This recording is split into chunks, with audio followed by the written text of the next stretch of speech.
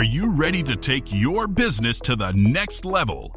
Every day, there are countless books and articles that are published offering the key on how to make your business a success. It's easy to feel overwhelmed trying to keep up and run your business. That's why Deb Creer created the Business Power Hour. Keep up on the latest trends, best practices, and techniques for how to make your business a success. Let the Business Power Hour do the heavy work for you. Good morning, good morning. I am Deb Creer, and I am passionate about giving professionals the tools that they need to make themselves and their businesses as successful as possible. And we're going to talk to this young man today about why he started his business, but we're also going to be deviating a little bit from our normal topic because one of the big things that people want to do if they have kids is send them off to college. And, maybe that's because they want them to learn skills to take over the business or all of those things. And it's really hard to get into college. And so we're going to be talking with an expert on how to do that today. So please join me in welcoming Coach Tony Lee to our program today. Welcome, Coach Tony. How are you? I'm doing amazing. How about yourself, Deb? Oh, as we record this, as we're saying, it's Friday. So we could not be any better, right? Right? Exactly. Well, let me tell people a little bit about you, and then we will jump into this. So Coach Tony Lee is a former UC Berkeley admissions reader and the founder of Eagle Lock, which is college spelled backwards. After evaluating thousands of applications for the world's #1 public university, he transitioned from an institutional insider to a mission-driven entrepreneur who has disrupted the educational consulting industry. Tony successfully scaled a traditionally small-scale cottage industry business from 12 families to over 800 active students annually, reaching monthly revenue milestones of $500,000. He is TikTok's first college admissions educational partner, and he leads the largest online Facebook community for families navigating the UC system. Now, I do have to say go Buffs, because I'm a Colorado person. But he also holds a 5th degree black belt, and Tony leverages the principles of that discipline and strategy to help families engineer a yes and democratize elite admissions knowledge for all.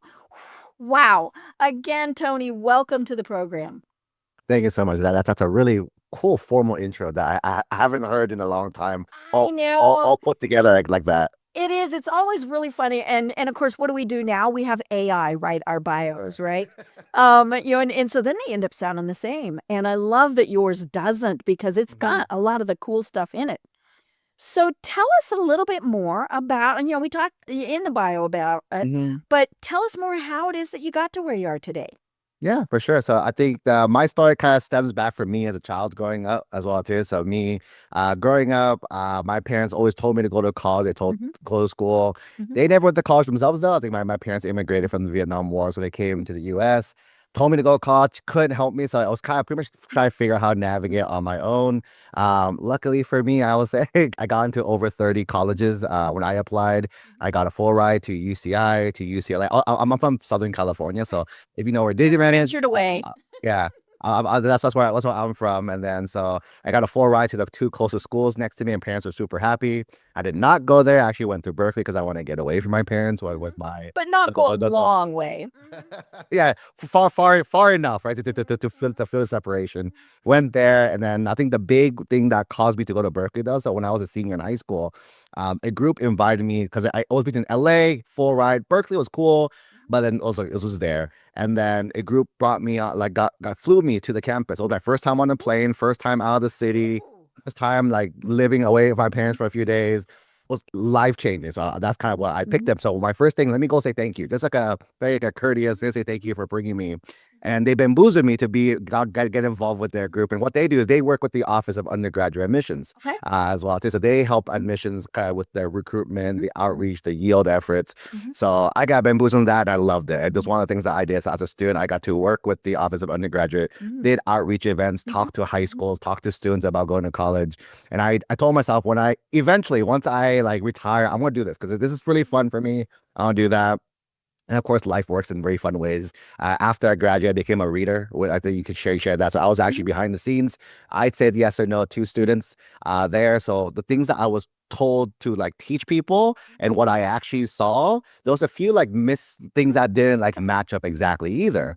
So being behind the scenes, being the actual yes or no, you're like, there's things that I was trained to look for that again, a lot of people, a lot of counselors don't teach students is kind of thing. So again, same thing, even more conviction. Let me help families out there, but it never, the stars never align exactly the way. So I would say that parents, my dad knew people that, hey, can you help my friend with this? I'm like, sure. Help one parent here. Next year, hey, my friend told me you do this. Can you help my child? Oh yeah. Once you get in that pipeline. That's pretty much it. Yeah, but for me, it was like a side thing, and you kind of shared all the other things. I got to be a director at UCLA. That was pretty fun. I ran a a after school program. I got to open my own high school. That's a pretty cool, fun accomplishment as well too. And then with TikTok, and that I think that kind of sped the growth up because I got pretty big on TikTok as well. And then that's also, by the way, when the pandemic happened as well too, right? So I've always been kind of doing solo. I've always been doing online by myself. But then when pandemic happened, a lot of the traditional college admission people, people are struggling. Like, oh no, Right. how college is still there. College not going away, regardless of whatever. And if But anything, enrollment grew because people could do everything virtually.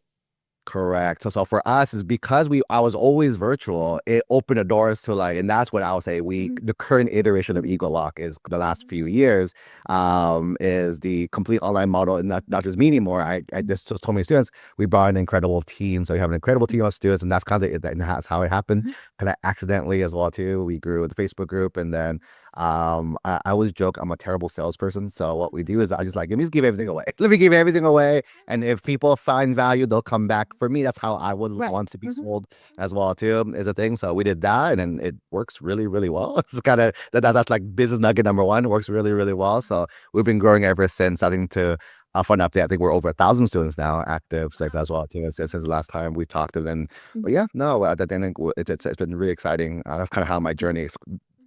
Did not plan this way, this life of 10, 15 years ago, but it all worked out perfectly, I feel. I love it. And like I don't have kids, and it's been a really long time since I applied for colleges. You might not have even been born. You know, And it was very different, right? Because it was all actual physical paper, going in and seeing them. There was no online. It had not been Correct. invented yet. Correct. And so, and now I had the grades. I was the salutatorian, all sorts of things, and so that definitely was a benefit, and it sounds like you had very good academics also. But one of the things I remember is my counselor, and we had one. Mhm. I went to a very small Mhm. school. We had one, and she didn't help me at all. Mm. And luckily, I was a smart enough kid that I could figure it out on my own. But yeah, she and I actually saw her at one point years later, and I said, "Why didn't you help me?" And she just looked at me like, "Huh?"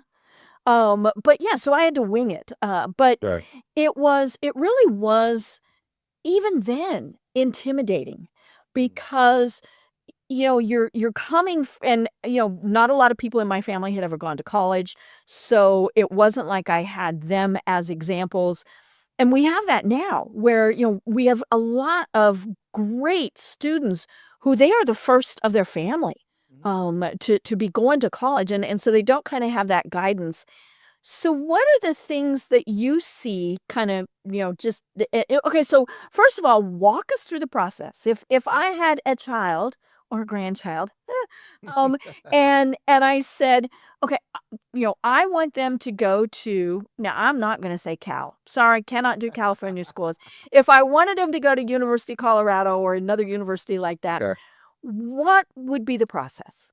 Yeah, 100%. And first off, before that, even talking about the counselor comment as well too. 'Cause, we love working with, we kind of work hand in hand with counselors. I always say we never replace your counselor. We just Mhm. supplement your counselor. Right. And again, no, I don't blame them for what they're doing or not doing. Because again, if you think See. about it, they're busy, but their job, I always tell parents is like they're paid to help you graduate from high school. Right. That is their main job. If every kid gone to Harvard, for example, they just get a high five. Nothing ever. If we get our kids to Harvard, we get paid very well to do that as well. So I think that's the different motivations is number one, Mhm. and the ratio, right? Counselors have Right. a huge, a lot. I think we went to a small school, but these, I think on average in our state, 500-ish is like the average. That's the average number. So some are more, some are less. And I'm like, if you just do simple math, how many minutes is that with a student if you spread out And like you said, 500? they've got everybody. So they've got the kids who are struggling, the kids who don't want to go to college, the kids who want to go to trade school, the kids who want to go to military. Yeah, and they're trying to go, what day is it? Exactly. So that's again.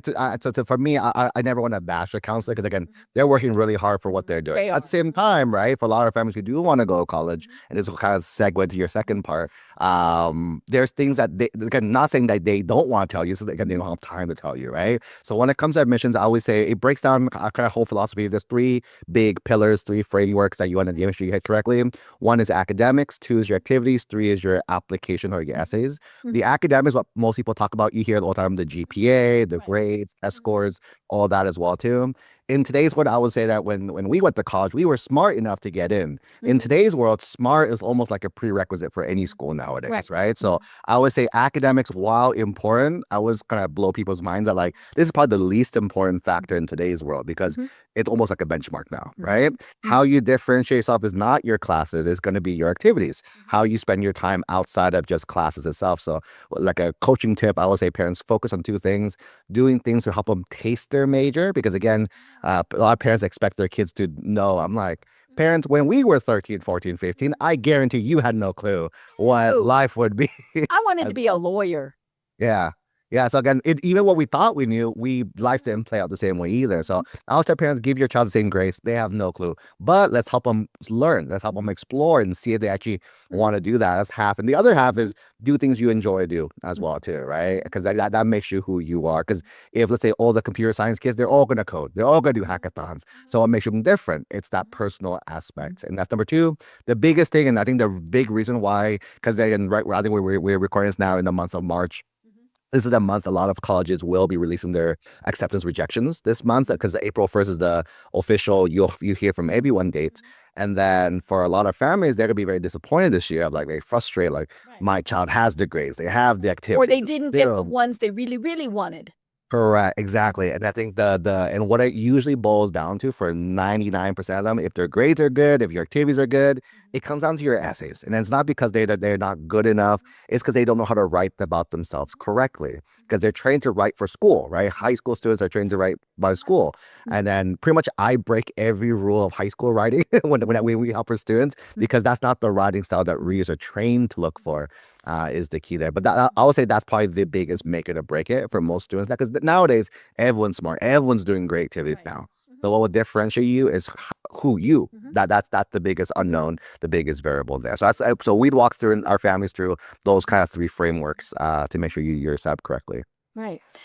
And I want to talk about activities because I think many students don't understand how important they are. Many students don't have time to do them. I mean, Sure. that's Sure. one of the things. But and it can be anything and everything. I sit on the board of advisors for the Dean of Arts and Sciences for University of Colorado. Yeah. It's great fun. I mean, we've got a fabulous aerospace program. I think we still have the most astronauts ever. And down to band and choir and which those are my things, right?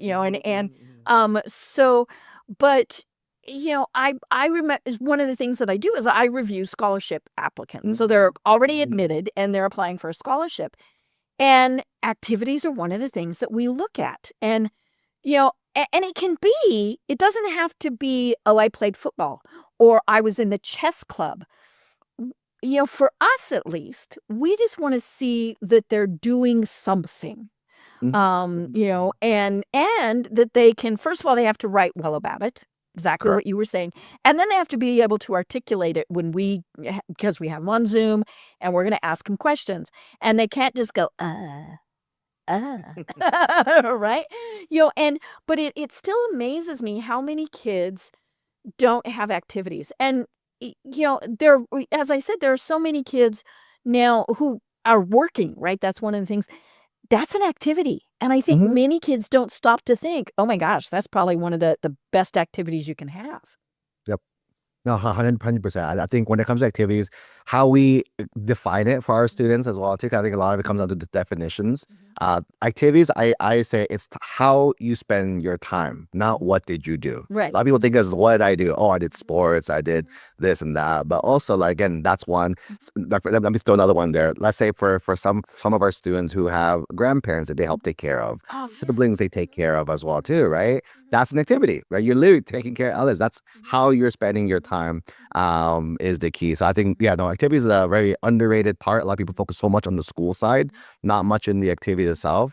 But I think that's and now that you're a scholarship reader, that's fun to know. I think one of the things I always tell, and you can probably confirm this as well, or tell me I'm wrong as well. But when it comes to activities, it's not just the activities, but it's what do you learn about the student Right. because of the activity. I think that's the core, right? People think, oh, let me just do this fun research program. Let me just do this fun summer program just to throw it on the schedule. Right. And I then mean, I we think know when kids are you going, know "Oh, there's a exactly. You know checkbox that we got." exactly that.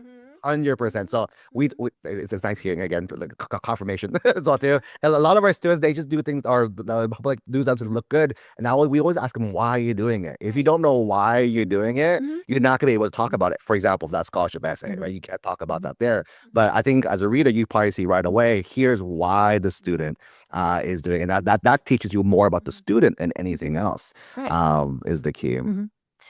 And it's especially that way with, say, volunteer projects Mhm. because, they're like, "Oh, I've done this, and I haven't volunteered to pick up trash."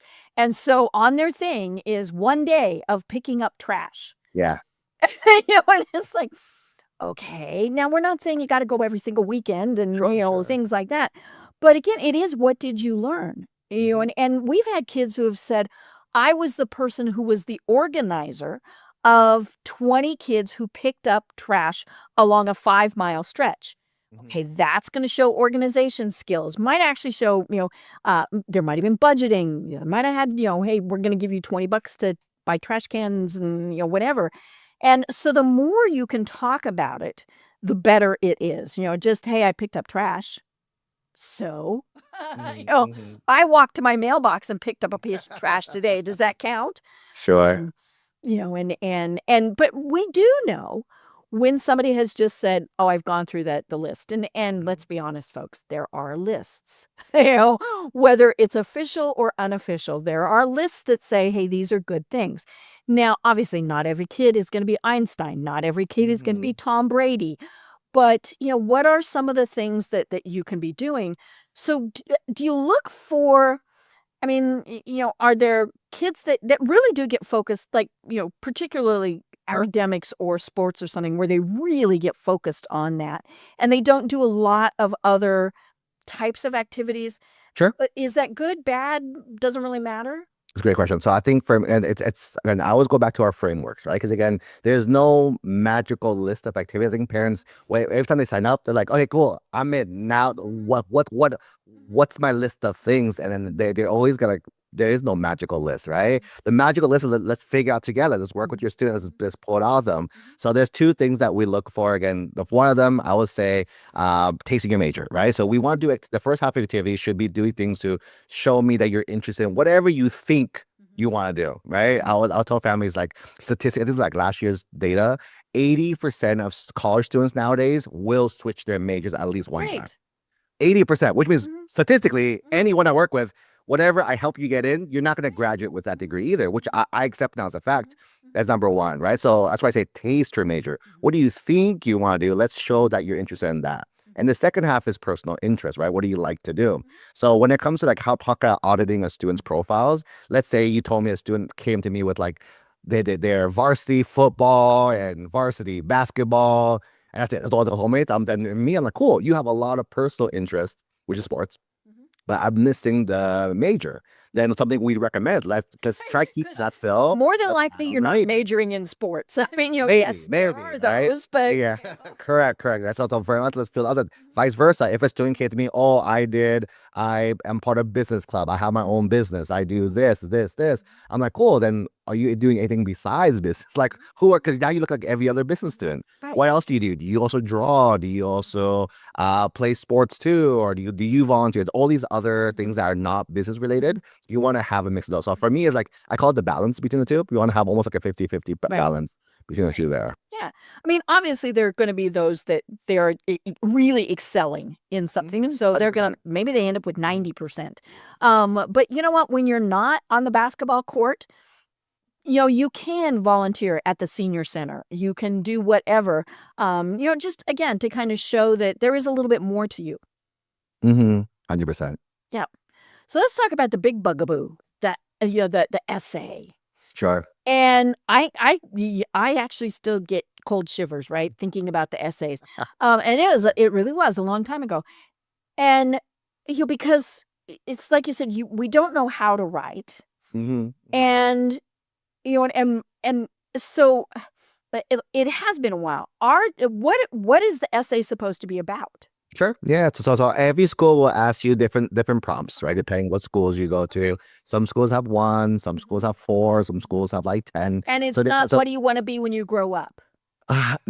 some might, some might be that, but a lot of it is there's different topics, right? So and some of the schools will give you options to pick from as well too. So when it comes to the essays, and what most schools will do, by the way, they will go look at the list like, oh, that's a leadership. I did leadership. Let me talk about that. Or talk about giving back. Oh, I volunteered. Let me talk about that. And they approach it that way, which again is a good approach. Right. But for me, that might be, again, the whole goal is you want to share who you are, right? As well, is that essay, the story, the most important thing about you? So again, literally Eagle Lock, we flip everything backwards, right? Let's start with you first. What's the one story that you want to make sure the reader knows about you?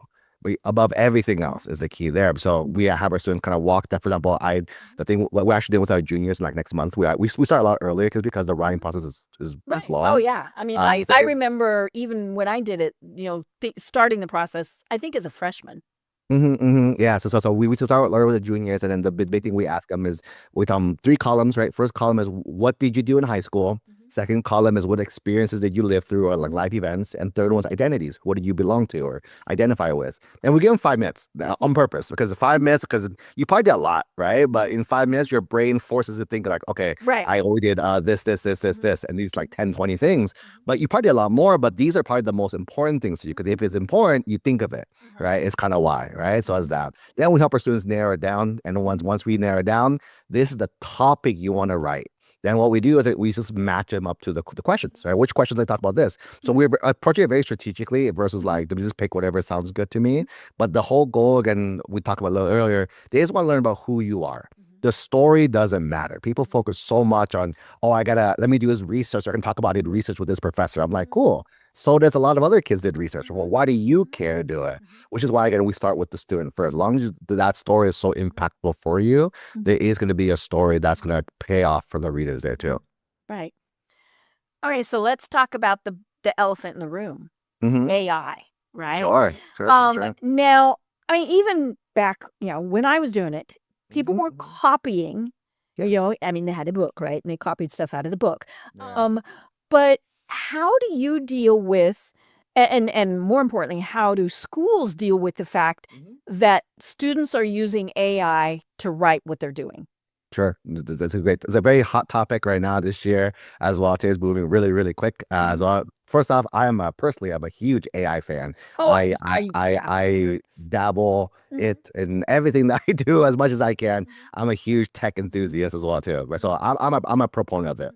That being said, is it going to shift admissions? For sure, right? It's one of those for sure things. One of the luxuries or things that I've noticed doing this, I've been doing this for 16 years now.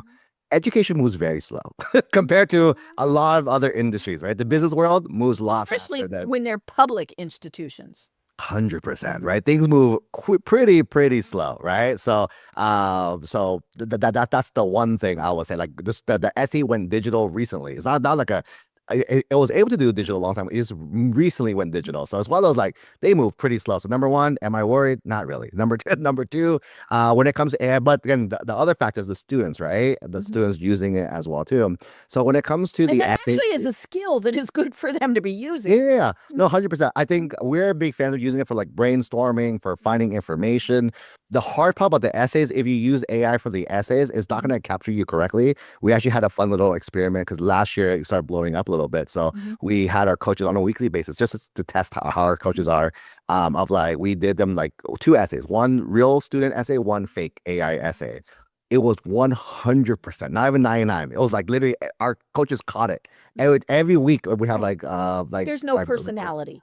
It is not. And that no personality, but also it's very generic. AI is designed on the inputs, right? How you prompt it as well too. So in theory, could someone trick us? They could, but it's like you have to feed it your entire life, your thoughts, your emotions, what you lived through, why you did what you did. In theory, then AI can write it Could have really, written really it well. yourself. Then you could have written.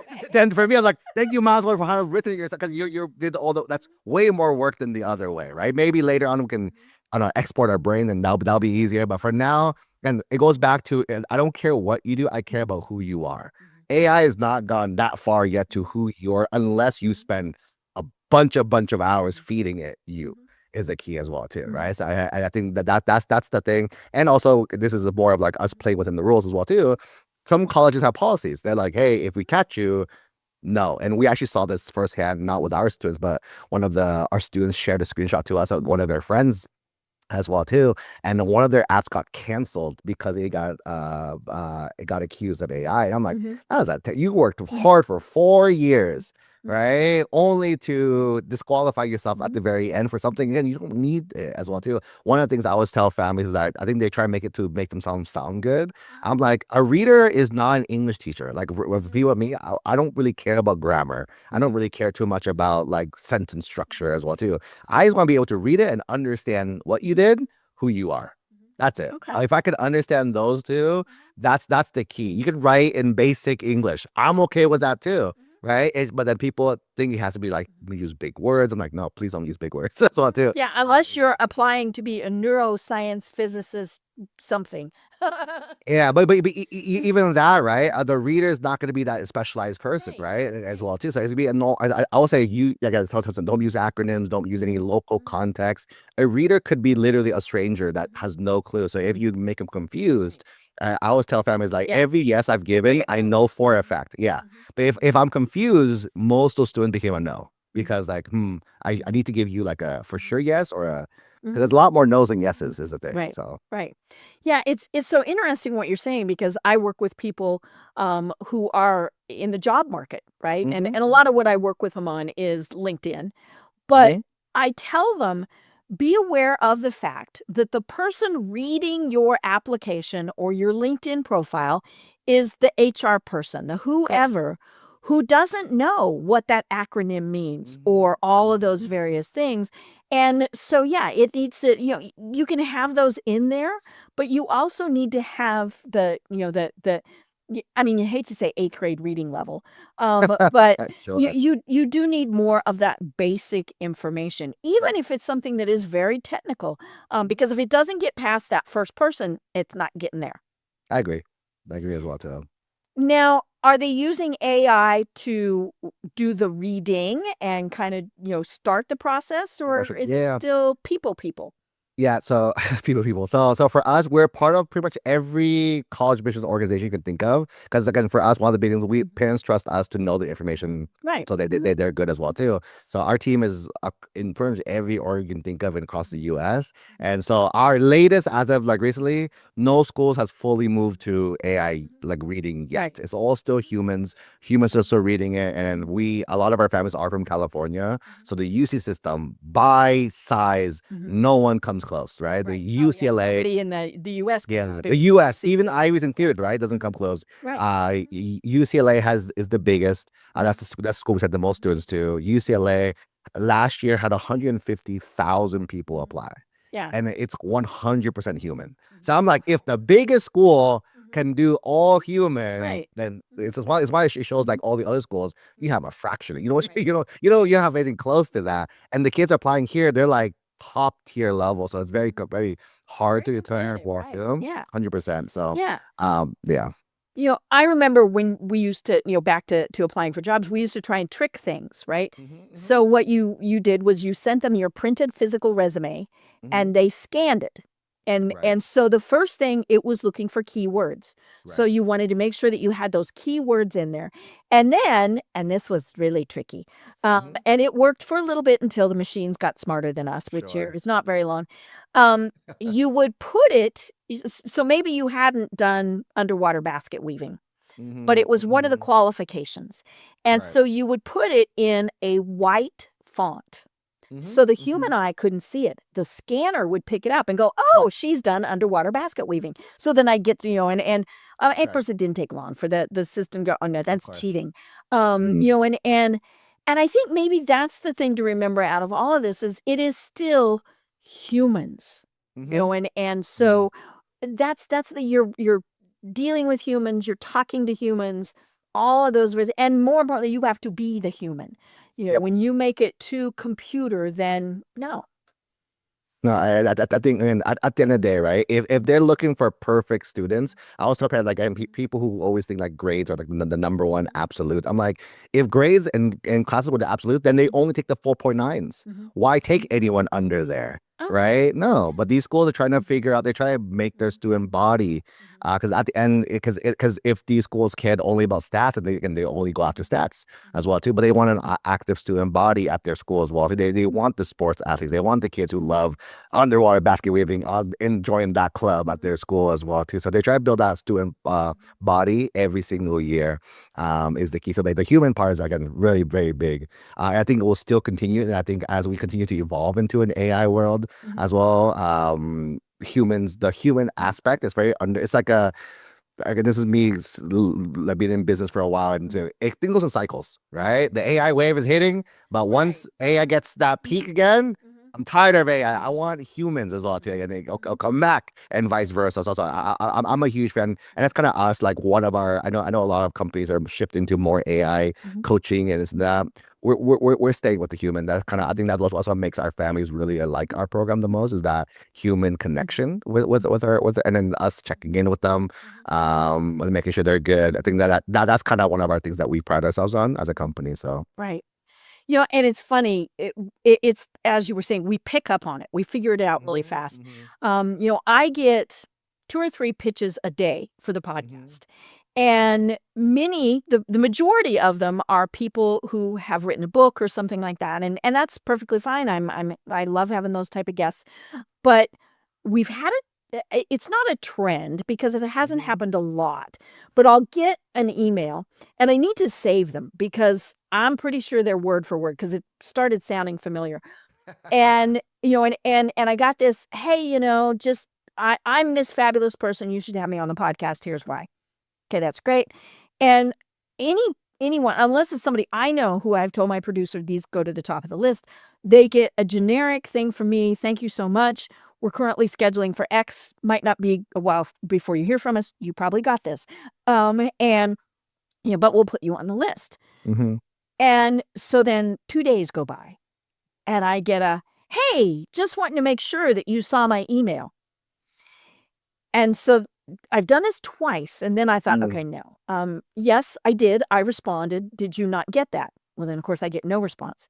And then course. 2 days go by, and I get a different worded version of it, Mhm. but it is the same type of thing. Sure. And so then I just ignore it, and it will go on, and then multiple times it will say, "This is the last time I'm going to do this." And then 3 or 4 days later, "Are you really sure you don't want me to be a guest?" And as I said, it's worded almost exactly the same. And so what happens is that little person, their email goes to my producer and they're put on the absolutely not list. Now, the problem is they might be fabulous, right? Sure. But because they have automated it Correct. and it doesn't, it's lost that human touch. I'm not going to have them on the program. And I think that's, that is the trap that people fall into when they think, especially if, say, they're applying for a whole bunch of schools or all sorts of things. "Hey, we're going to automate this to make life easier." No. No, I completely see that, and I get myself as well too. I love those things as well. So yeah, no, again, it's one of those I think we try to automate any way we can. Of course, as a business, you try to stay as lean as you can as you continue to grow. But then there are like again the coaching aspect. We tried every combination of it, of everything, and then again. I think at the end of the day, humans like humans, right? As well too, right? So, maybe who knows? Maybe in 10 years we'll evolve again. But for now, the more, and again, I push the boundaries a lot. I wouldn't say I break rules. I bend them to the full extent of anything I do. As well too. That way, you know where that breaking point is, right? Sure. Yeah, and then I think that's why for us, we're kind of starting to, because again, because of the admission space and everyone is doing their own thing as well too. A lot of people going to AI. We're gonna I mentioned we double down on the humans first AI powered as well, because I'm building a lot of really fun tools for our coaches to use to speed up their work, to make it more efficient, to help the students out. A lot of it is like, hey, I have to look up all their calls, look their notes, where they at. Let me start some programs for them up as well too. Versus, you don't need you to do it. How I can get you a little agent to do that for you, as well too. So that's kind of where we're evolving and where we're going down that direction. But this main interaction is still humans. We still have a team of, I think we're at 70 people now, 70 people as well too. Yeah, so that's all. We don't plan to replace them. Is that thing? So that's the thing there. Right. I'm like you. I love AI. Right before we came on, I was using it to help generate an image. And I can't draw a straight line with a ruler, so this is a really good thing, right? But it's one of the best things that I love using him for is research. And now, we always have to remember that, it's getting you the good, the bad, the ugly, depends on your prompt, all of those things. Without going into a big enough prompt, Sure. I said, hey, I'm looking for places that I could speak about this and, in the next 6 months or something like that. And I'm in Atlanta. And it came back with the top 10. And I thought, ooh, these are really cool. And then I started looking at them, and it really did. Here's the application process to speak. Here's when they're accepting, all those things. And then I thought, those towns do not sound familiar. Now, I've been in Georgia, not quite 14 years. So I still get lost, right? And, and then I realized it hadn't found Georgia in the US. It found the Georgia that's next to Russia, right? Yeah. Which we all now know about because of the Olympics. But yeah, it just it gave me great information that didn't apply at all. And I think that's something that we need to warn kids about. But I can see where they would say, hey, this is what I'm interested in. I don't want to go more than X miles away from home, or I want to go X miles away from home. I don't want to have, I want a public university, I want a private. You can get all that built in, but then you still have to research it. It's kind of like it sounds good on paper, but, you loved it when they took you physically to the place. I mentioned University of Colorado. You take a student to see that Colorado campus in Boulder, and it's going to be pretty hard for them to say, I don't want to go here, because it's just an absolutely beautiful place. Now, somebody else is going to go, hey, I like this because of this. I like this because of this, Correct. whatever it is. But yeah, it's still back to that human thing. And let's be honest, you get taken to the frat party, you get taken to whatever, and you're like, oh, this is pretty fun. Yeah. 100%. I think that this is kind of how I think about like the AI use, and I dabble all day long in it. I think it's a good, almost kind of leadership works, right? In companies, the 10-80-10 rule, of like, you start the first 10%, someone does you pass it off to someone to the 80%, but you still gotta go and make sure that it's correct, right? And you either pivot, let's fix it, or you gotta, or you're good as well too. And I think it's the same way. Again, AI is, it's not new. I think it's new to the public because it's pretty big, but it's been out for, I've been playing with it for years when GPT-2 came out years ago as well too. And that's all. It's the technology's been out for a while. It's just that it's much more mainstream nowadays is the key. So I think, and for me, I'm always finding ways to try to make it more efficient, and how can we do it? So we're doing some pretty cool, sophisticated stuff on our end as well too. But I think for me is also like, what's the learning lessons of this is that again we can't fully trust it yet, right? And I don't think we They will. still hallucinate, and they probably Correct. always will. Correct. Yeah. So there are kind of ways around it. We're actually building our own internal brain, which is pretty cool. So that should solve that issue. But it's like, hey, cool. But again, it's still working with students, right? Hey, we tell them what to do. They got check in, did they do the work? Because you can keep going, but if they don't do the work, you can't keep moving forward with them either. Right. 100%. Right. So, what are some of the biggest mistakes that you see people make when they're applying for college?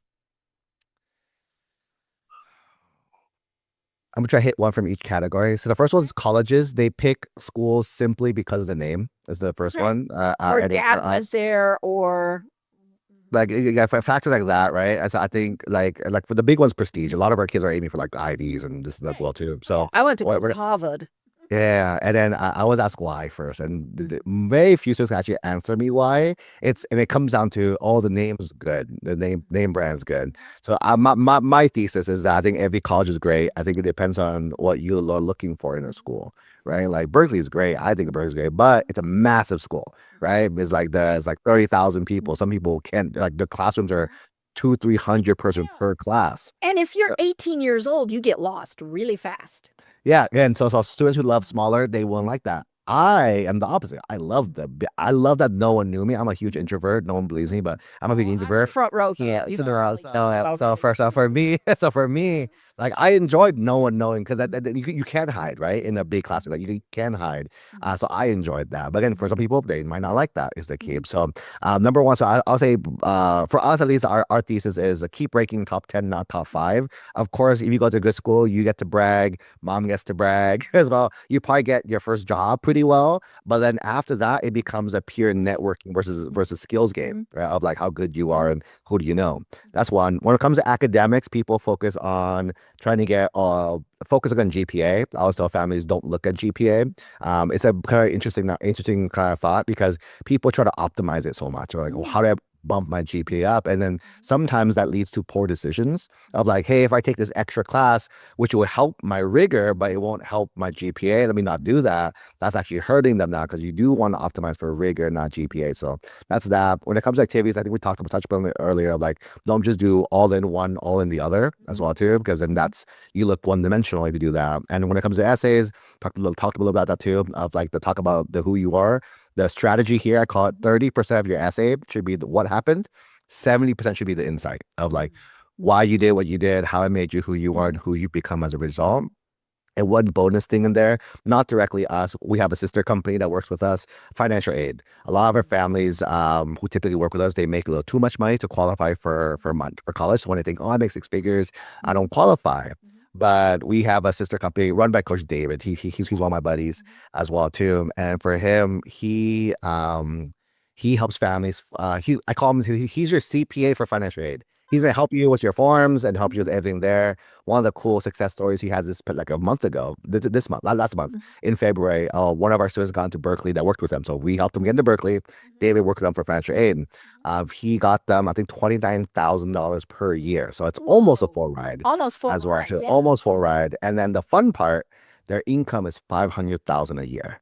So when you're like, oh, I think I make too much, I'm like, do you make too much as well too? Because again, Coach David, he helps you with your forms, he negotiates it on your behalf, pretty much behind the scenes as well too. So he's really good way to get it. But it's like knowing, right? Knowing that he can help you out is probably the biggest thing for a lot of our families. One of those sounds too good to be true until it is until he gets you the money. And you're like, oh wow, as well too. So it's stuff like that. So again, understanding resources, getting the help. But I think that's those are the some good nuggets from each one that I would say. Right. And one of the things you mentioned, and I want to ask a little bit more about it, is how early is too early to start in this process? Yeah, I had a webinar last night and a parent came on and they were second grade. I was like, second grade's a little too early to get some. They should go play and hang out there I playing. bet those parents were the people who had their kids in the preschool before they were born, right? Sure. Those type of things. So that was a little too early.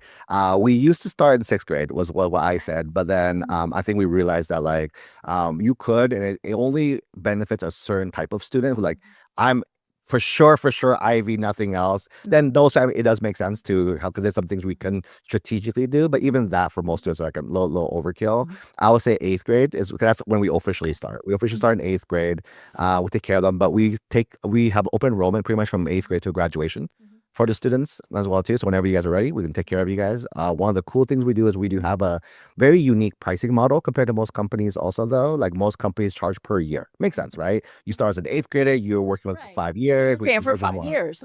Yeah, we don't do that. I always thought that was very silly. Everyone in the industry does it, by the way, but I always thought the model was very silly. Our 8th graders have the best results because we keep them on track the entire time, right? Our juniors give us the most headaches because they're not where they need to be, but they expect to get in and we want them to get in. So we're doing extra work to get them in. So all our models are unlimited for that reason, and we charge the same price. So an 8th grader, 11th grader, same price on both students because we know, and this is actually factual. Our team did the research. Our juniors actually spend more hours than our 8th graders combined as well. Because again, as a junior, you're not where you need to be. We're working with you nonstop to make sure you do get in. Is the key there. Right. So is a senior too old? Maybe for whatever reason they It weren't even depends. Yeah, thinking it about depends where you're at. Like if you came to me to right now, apps are done. So we're in the waiting game now. Yeah, There's not much you can do now.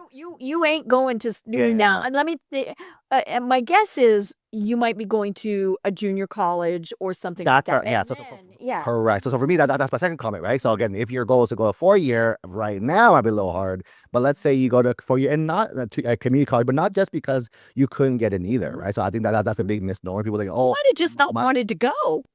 not want to go. Money is probably a big one for a lot of our families, right? 'Cause college is expensive. That's the facts, right? As well too. A lot of people says like, oh, coaching programs. Why would that? I'm like, have you seen the cost of college, right? What you gotta pay over there, and you're willing, you're happy to pay that much money as well too. The number one, which is like where my business side and my education side blends a little bit. I'm like, oh, you can just go work for a year, build your own business, and do a lot better. That's comes in there. But community college, yeah, there you have to stay in your home. I had a student. She got into LA and Berkeley. Super smart girl. But her mom had a health condition, so she had to stay Had at to stay home. home. She Yep. had to stay home, right, to take care of her mom a little bit as well too. So for me, I think the stigma of community college. Luckily though, it's actually not as bad as it used to be.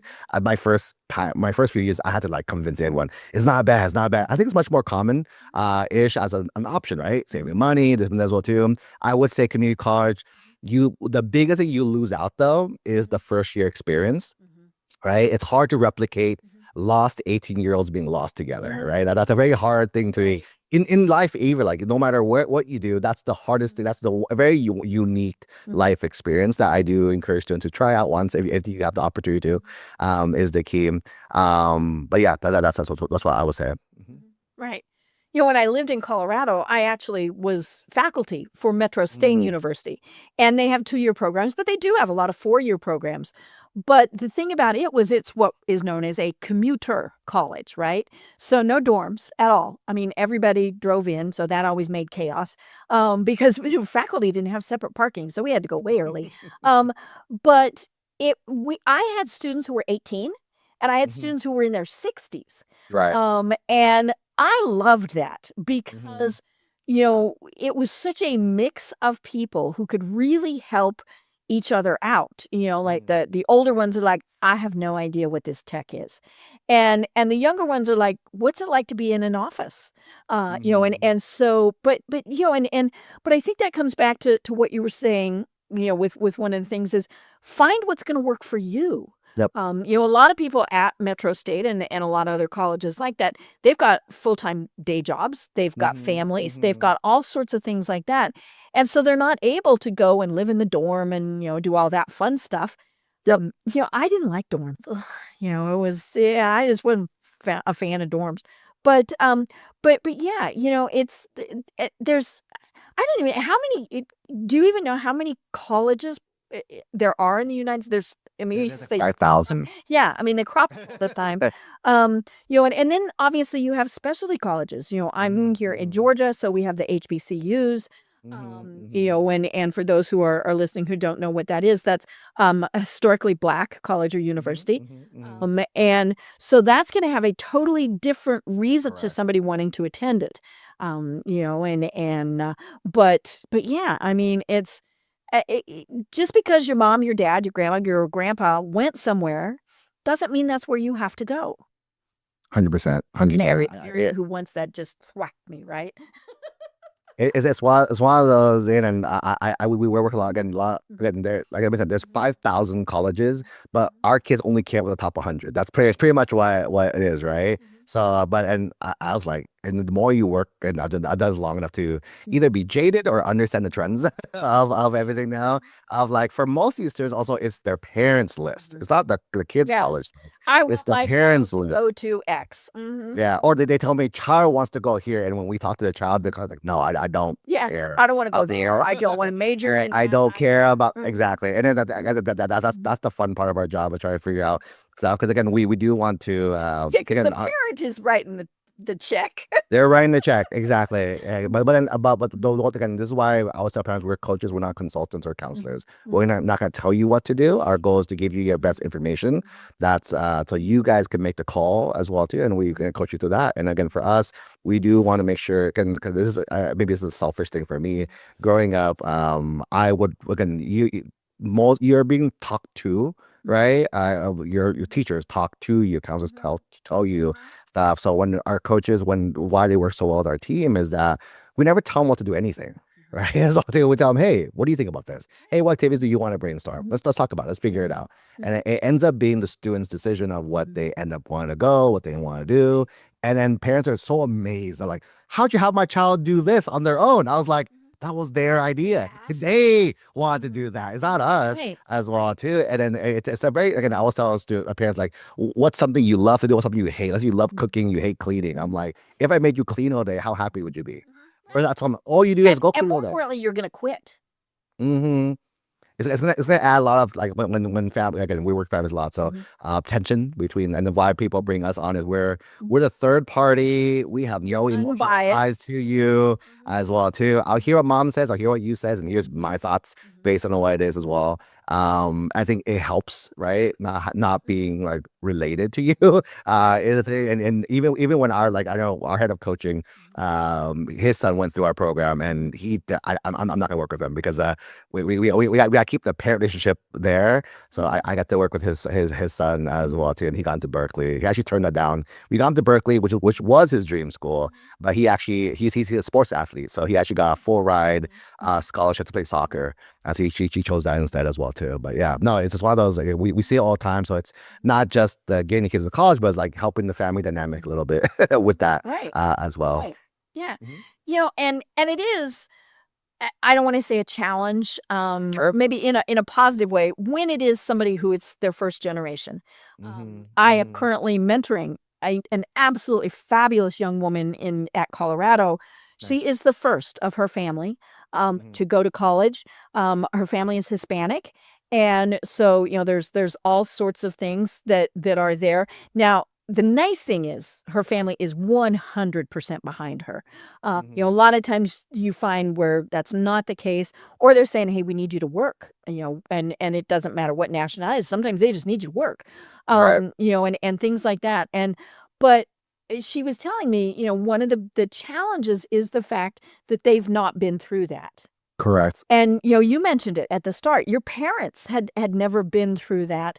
My parents had never been to college. And Yep. so that, I think, was probably one of the biggest challenges was, yeah, just, I couldn't say, tell me about X, because they couldn't.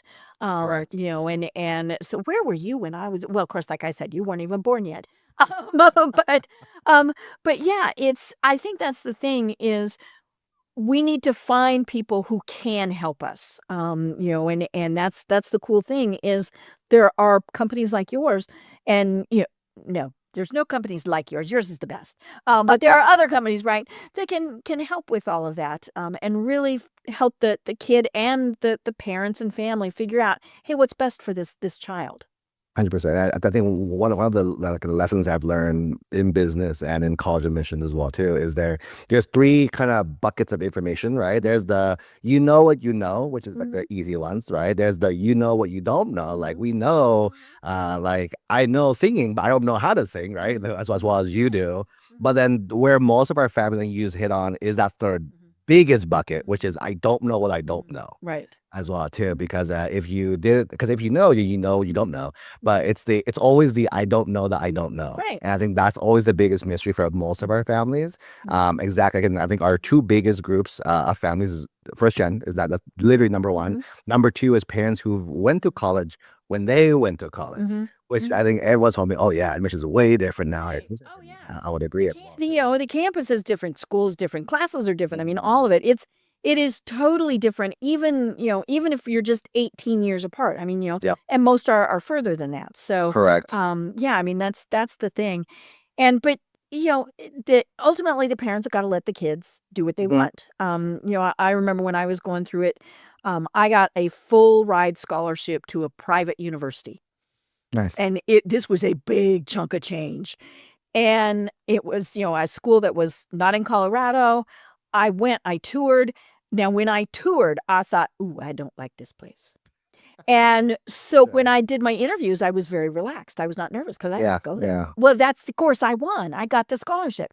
Yeah. And I remember when they called and said, now this really is a long time ago, and this was probably at least 50,000 a year.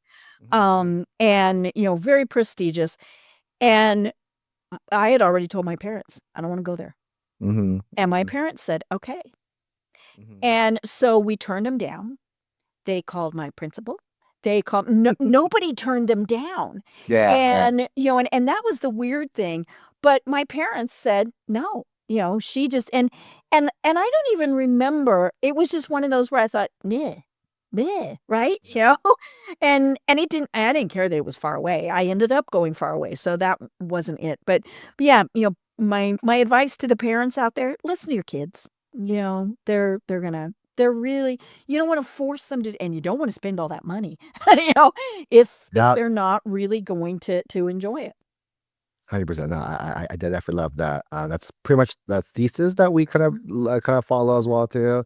Again, I always say, cool, mom's paying, my mom and dad's paying, I'm helping, but we're not the ones going to college. Your child's the one going to college as Right. well too. So yeah, 100%. Well, oh my gosh, Tony, I didn't ask you about your company. I didn't get to know any of that. So we'll just have you on again. But for the parents, the counselors, whoever, the kids, if they're saying, okay, it's time, I'm panicked, I don't know what to do, I'm overwhelmed, how do they reach you and what are the services that you provide? And I'm assuming you do stuff with more than just the Cal schools. Yeah, for sure. We have students from pretty much most Mhm. states. Out of integrity, I can't say 50. I'm sure I know we have Alaska student, Hawaii student, Florida, literally most of the states you can think of as well too. So that's that. Yeah, so the easiest way to find us, the central places, if you look up the word eaglelock.com, that's the word college backwards. College So I could, That's in case easy, you forget it, folks. you forget If you can do that, that's half the test, right? that's half the battle right there. Go to Eagle Lock. It has all of our socials. You want to opt in. We do free trainings all the time. If you look up, we're pretty much at every social media platform you can think of. If you want to find me to find that, just look up Coach Tony Lee, LE. I can't afford a second E, so just one E. For Coach Tony Lee is there. Mhm. I love it, and like we said, maybe you're not second grade, but, you need to be thinking about these things. Whether you're the child, the parent, the friend, whoever it is, be thinking about this, and the decision might be, "No, this is not gonna be what we're going for," but that's okay, that's a fine decision with that too. And as I said, we have to have you on again because one of the things that we didn't talk about, and I mentioned this as we were chatting, was we have a lot of international listeners. And that ends up being a big challenge is they want to come here to the US. Of course, things have gotten a little challenging with all of that. But, we do have the best educational system. I'm just gonna, put that out there. And especially in some of the specialties that people want. And so, I definitely want to have you on again. We'll get everything through, Sure. the admission process because I'm sure you're like really busy right now. Yeah. But yeah, so I would love chatting with you again. But until then, do you have any final thoughts that you want to leave everyone with? I do. I do. I have a advice that I think will hit the families going to college. And I know this is a business podcast of all the entrepreneurs and business owners as well too. One of my taglines that I've been always like signing off for a while now is the phrase "chase happiness" as well too. Has always been my big thing. So from a student point of view, chase happiness in the sense of do what you enjoy, right? I think we kind of touched upon that multiple times because and again, if you watch any of our of those who again you have to sign up with us. We have a YouTube, I think 800 hours of step by step. So it's not like, oh, we're gonna tease you and sign you up and give you the real juice. It's all there. Everything you can think of on missions. I think that'll probably one of the topics we want to talk about, right? I give everything away because again, so some families they just need that, and for me, I don't think the information should be gate kept that way. So you guys can do as much as you guys want. For us, we're there to keep you accountable. Keep you accountable. Have access to an expert. That's what you're paying for. But if you just want the information, go there as well too. I'd rather beat AI to it than AI beat me. So it's all out there. Every step by step is there. But again, when it comes to activities, chase happiness is the big one for business owners, right? For entrepreneurs as well too. Chase happiness, same thing, right? Don't do something you enjoy, as well. Especially we've evolved as well too. Like I used to be much more involved in more pieces of the other company, but now I'm just doing the pieces that I enjoy the most as well too. And I have much smarter people. People have always talked to me like, "Oh, could I have you as a coach?" I don't have any one-on-one clients anymore myself, and I was like, "No, our coaching team is stacked. You don't like if you compare my resume against their resumes. The reason our little cheat code, we always joke we're like the AI hires of the market. We find the best coaches out there and we bring them on. So you already have a track record. They already have a track record. We don't kind of some companies hire like fresh out of college. We find people who already have a track record of these top schools. We just teach them the Eagle way, right? What's the Eagle way? Boom, and then but they're way smart. So I'm like, no, you definitely don't want me. You think you want me, but talk to our team first. You'll see that our team is and then which is true. I host a weekly group coaching call. I have the least attendance rate out of all the coaches, which is a good sad thing, good/sad thing to see. But the big thing at the end of the day, right? Chase happiness, do things you enjoy, and then find people who are much better, much smarter at you than other pieces that and which is kind of pretty much I'm surrounded by smart people, and that's kind of my key to success. I think that's my biggest key so far. Oh my gosh, I love it. Well, this has been so much fun talking with Coach Tony Lee of Eagle Lock, college backwards. Remember, that's the easy way to find it, folks. I'm Deb Creer, and until next time, everyone have a great day. Tune in for our next program for even more trends, best practices, and techniques for how to make your business a success. The Business Power Hour, hosted by Deb Creer, is proud to be part of the C-Suite Network.